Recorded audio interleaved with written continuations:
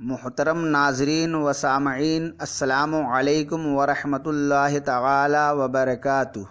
نحمدہ ونصلی ونسلم علی رسولہ الکریم وعلی آلہ واصحابہ اجمعین۔ علم عمل سے بہتر ہے۔ محترم سامعین اور معزز ناظرین، آئیے اس کے بارے میں حدیث سنتے ہیں۔ ان حزام ابن حکیم عن ابیہ عن النبی صلی اللہ علیہ وسلم قال انکم قد اصبحتم فی زمان کثیر فقہاؤہ قلیل خطباؤہ کثیر معتوہ قلیل سوالہ العمل فیہ خیر من العلم وسیاتی زمان قلیل فقہاؤہ کثیر خطباؤہ وکثیر سوالہ قلیل معتوہ العلم فیہ خیر من العمل۔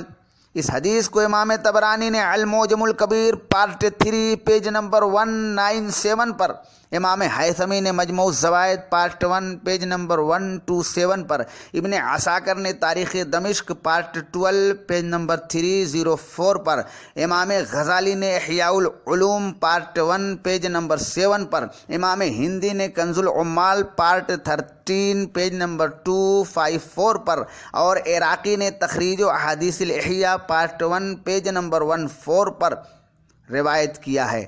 ترجمہ سماعت فرمائیں۔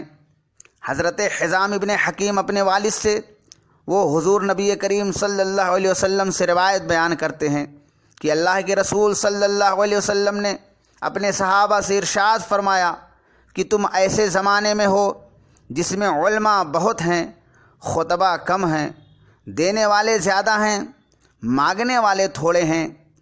ایسے وقت میں عمل علم سے بہتر ہوگا، لیکن ایک زمانہ ایسا بھی آئے گا جب علماء کم ہوں گے اور خطبہ زیادہ ہوں گے، مانگنے والے بہت ہوں گے، دینے والے تھوڑے ہوں گے، تو اس زمانے میں علم عمل سے بہتر ہوگا۔ مطلب علم دین کا سیکھنا عمل کرنے سے بہتر ہوگا۔ سو پلیز میرے چینل بیوٹیفل اسلامک معلومات کو سبسکرائب کریں تاکہ آگے آپ کو نئی نئی جانکاری ملتی رہے۔ Thank you for watching and listening.